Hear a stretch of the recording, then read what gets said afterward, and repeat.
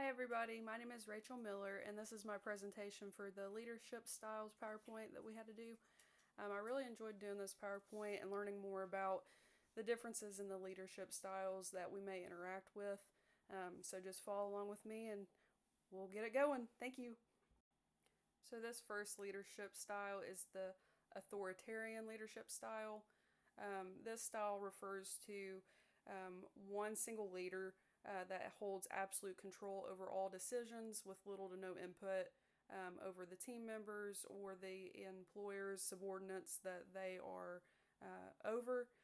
So this style is kind of characterized by high demand, high pressure situations, and there's really no room for error, room for giving feedback, or say a team member wants to give their own input or their insight.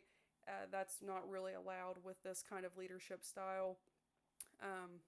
This leadership style, they maintain all the power and complete conformance and control. So it's kind of like a dictatorial leader. And that is what I got from that.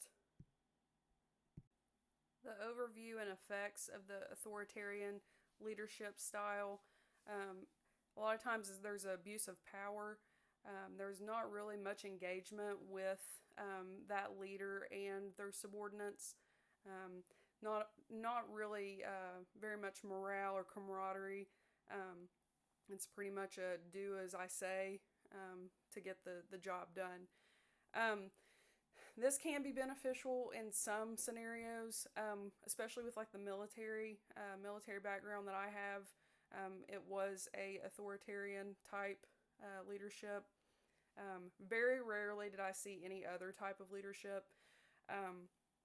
But when you're in those kinds of situations and stuff, you kind of have to have that complete control and have people follow that leader to make sure that death doesn't happen, any kind of big problems, or if there's like a ultimate goal that they have to accomplish.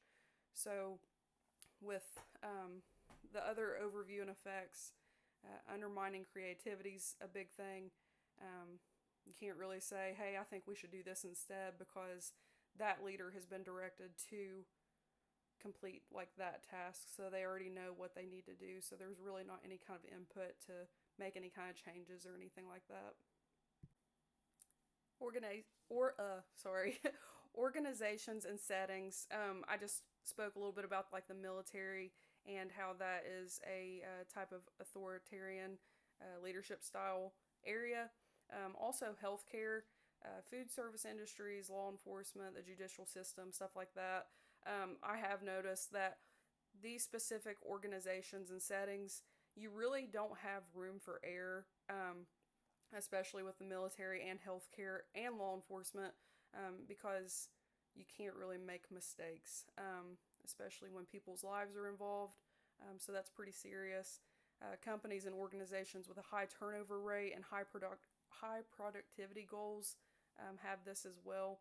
So that's kind of, when you have those kinds of organizations in specific settings, you kind of have to have that authoritarian leadership style to make sure that there is no room for error. This next leadership style, and my personal favorite, the democratic leadership style. So this is kind of a collaborative approach where the leader involves the team members in all the decision-making processes. These leaders typically value their subordinates' input, and they encourage participation and communication to get feedback from the team members.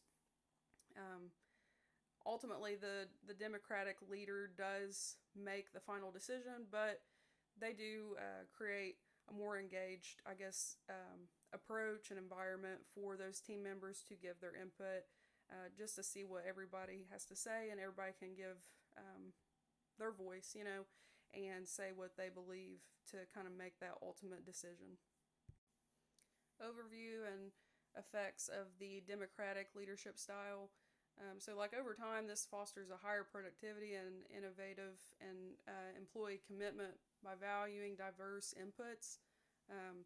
and it also empowers members to feel like they're doing their part. They're contributing to the ultimate goal. Um, self-determination and equal participation.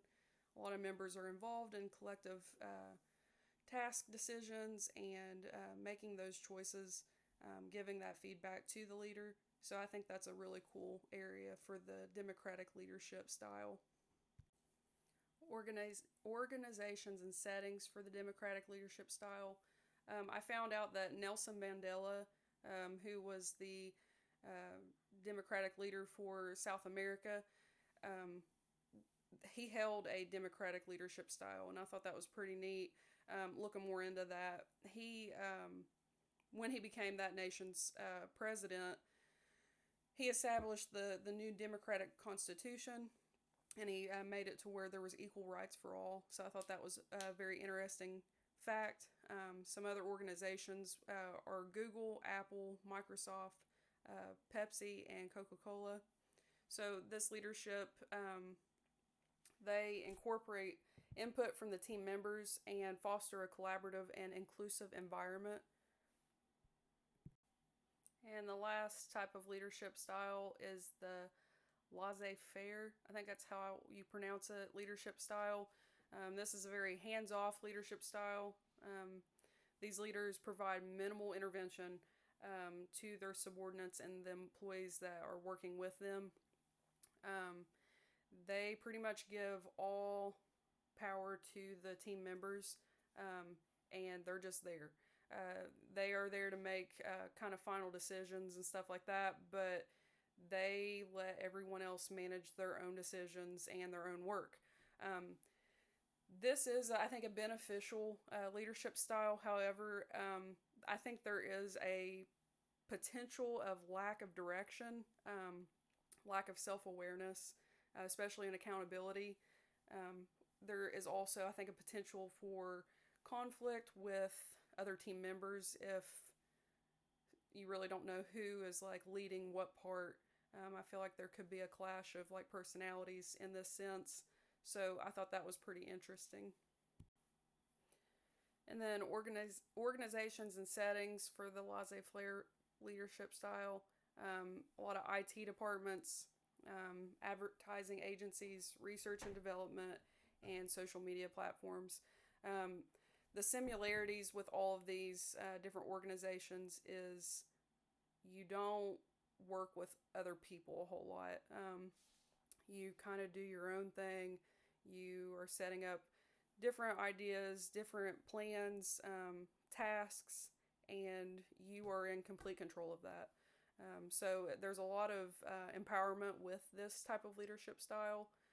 And I would think that with this leadership style, a lot of employees would probably do what they need to do to complete the task and then receive feedback or redirection from their leaders.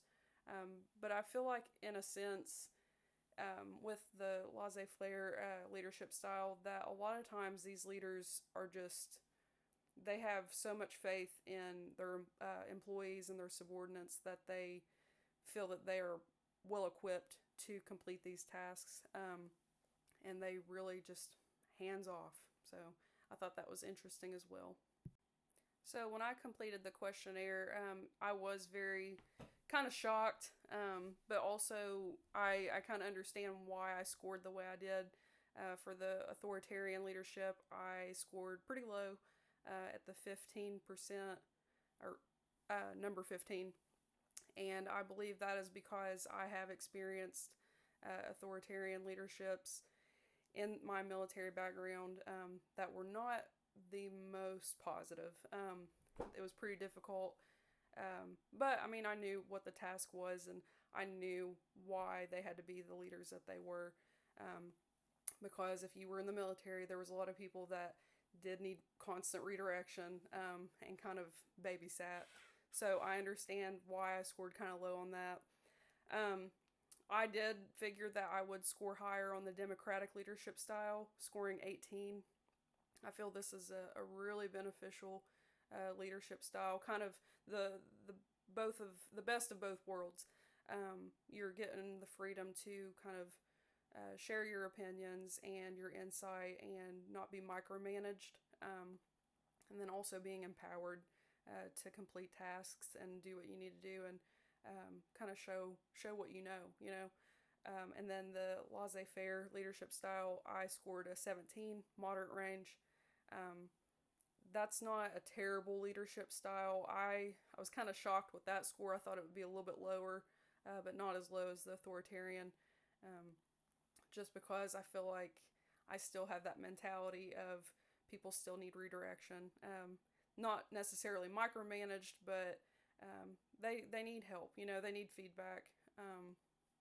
They they may think that they're doing a really good job and doing what they need to do, but if they don't have that leadership or that supervision to kind of feed back on, to see what mistakes they've made or what they could do better. So I thought that that was appropriate for me, the democratic leadership style, to be my highest. And this is my reference page. I went off of the SAGE website and the articles that we were required to read. Off of that, I found a lot of really good information to put into my PowerPoint, but also additional sites that I found some really beneficial information as well that helped me understand and really grasp which specific areas that each leadership style focused on. So I thought that was helpful too. I really enjoyed doing this PowerPoint and learning more about these different leadership styles, and I hope you guys enjoyed it. Thank you.